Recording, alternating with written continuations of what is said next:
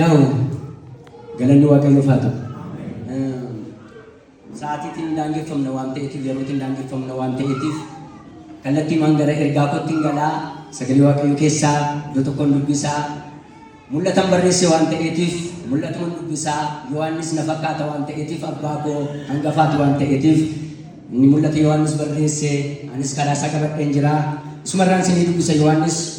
mulata Yohanes boqonnaa tokko lakkoofsa 11 dubbisa akkas jedha sagalichi waan argaa jirtu akka inni macaafa ta'utti caafi waan ati caaftu immoo wanta amma ta'utti jiru wanta kana booddee ta'uuf jiru isa argite caafi isas immoo waldoota kiristaanaa hundaaf ergi naan jedhe Hallelujah. Isti galata waaqayyotiif. Bana dakum maladi kana masumail Allah wahai mahir dan imama. Kunis ismatu hika. Ani akuma baay'ee keessan nabeettan barreessaa kitaabota afurati waggaa darbee kitaaba Yaashar yookiin macaafa warra qajeelota macaafa warra qajeelotaa keessatti caafamuuf immoo akka ta'uu qabdu ta'i akka ta'uu qabdu yoo taate tarree qulqullootaa hin dhaabbatta gaaf tokko fuula hoolichaa uffata adii uffattee dhaabbatta kan jedhu namootatti jireenya xuraa'ummaa keessaa fannee namni hundumtuu gara qajeelummaatti akka bahuudhaaf macaafa humna isaa guutuu fi mul'ata isaa guutuutiin humna afura qulqulluu oolbatee ibidda afura qulqulluutti uffatee uffata diimaa uffatee macaafa namatti falmee jireenya gadadoo fi jireenya xuraa'ummaa keessaa nama baasu akka ta'e namoonni biyya garaa garaarraa warri dubbistan raagaadhaa biyya garaa garaarraa yaaballoorraa asoosaarraa eessarraa naa bilbilanii ergaa kana naan ga'aniiru ammas immoo har'a jechuun onkoloolessa 30 bara 2018 akka lakkoofsa Itoophiyaatti eebba kitaabotaa mata dureen isaa tokko yookiin ikaat jedhuu fi ergaa qabu jedhu qabadhee fuula keessanitti dhiyaachuu kootiif dhangaa nyaata barabaraan hin dhaloofne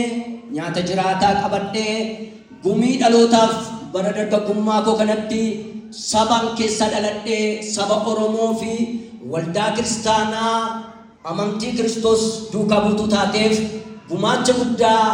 fuula Waaqayyo mul'atana ulfeesseen isin walakkaatti da'uu kootiif saba Oromoo fi addunyaa fi amantii kiristaanaa keessummaa waldaa kiristaanaa hundaaf galatan qabaa Waaqayyoof galatan dhiyeessa.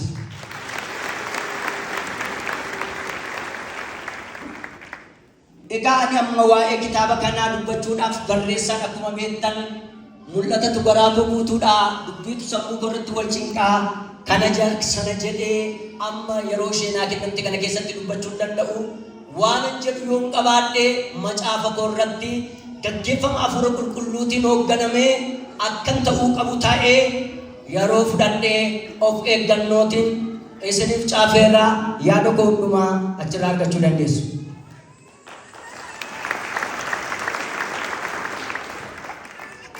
Galata Anggamni galata koo Waaqayyo isa dubbii nyaata dibata makamee abbaa kennaa ayyaana kanaa isa ta'ee akkasumas immoo barsiisaa wallaalotaa gorsaa koo akkana danda'uu qabutti amala koo hundumaa jireenya koo hundumaa haala koo hundumaa keessatti isa na danda'e Waaqayyo isa amma asitti na gargaareef sin gargaareef takkaa galata na dhiyeessaa.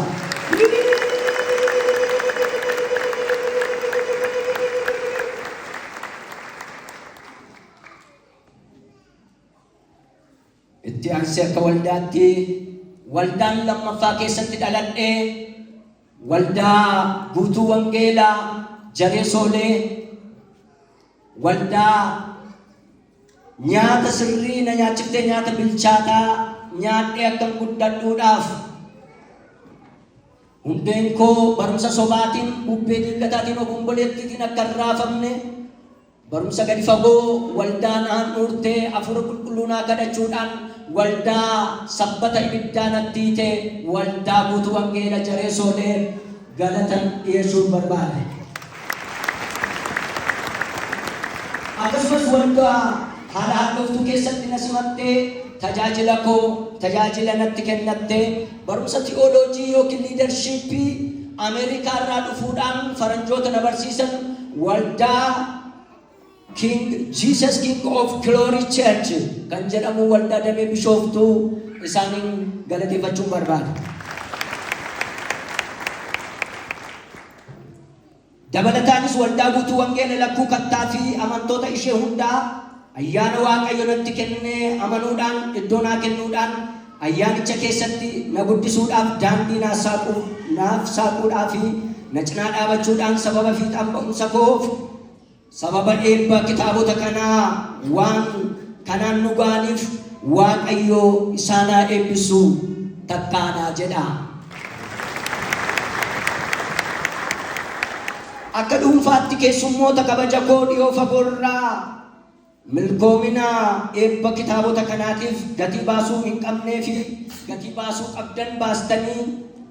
na walakkaatti argamtanii Waaqayyo inni gatii hundumaaf kennu akka Maatiyos 10:41 irratti jedhutti gatii qabuun Waaqayyo jireenya keessan haa eebbisu. Akkasumas jaarsolii waldaa paasteroota wangeelawota barsiiftota wangeela waldaa keenyaa gurmuulee tajaajiltoota garaa waldaa keenyaa koree eebba kitaabichaa kwaarii keessaa tajaajilu kwaarii Amaanu'eel dabalataanis namoota kadhannaadhaaf gorsaan wajjiniitiin dhaabbattaniidhaaf Waaqayyo inni akkatti sabni Israa'el beekee seera ba'uu boqonnaa 2:25 irratti isaan ilaalee akkatti jirtan beekee Waaqayyo sinaa ilaalu. Dhumarratti dhaamsa koo waldaan kiristaanaa warra otoo ergamaa hin ta'iitiin ergamaadha ofiin jedhan akka sagalee Waaqayyotti qortee ilaaltee sobduudha jechuun warra dhugaa ta'an immoo ergaa qabudha jechuun hiree ishee akka baattuu fi hundi keenya dubbistoota kitaaba kanaa dabalatee tokkoon tokkoof jiraachuu jechuunis Waaqayyoof jiraachuudhaan akka ergaa qabutti yaada Waaqayyoo tajaajillee badhaasa gonfoo warra qajeelotaatiif ol kaa'ametti darbinee fudhachuu akka dandeenyu Waaqayyo hunduma keenya nu haa gargaaru. Ulfaadhaa horaa deebiinaa kitaaba koo wajjiniitiin yeroo firooma gaarii.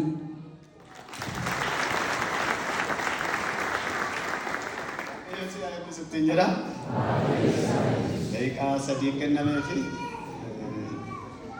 haasaatu itti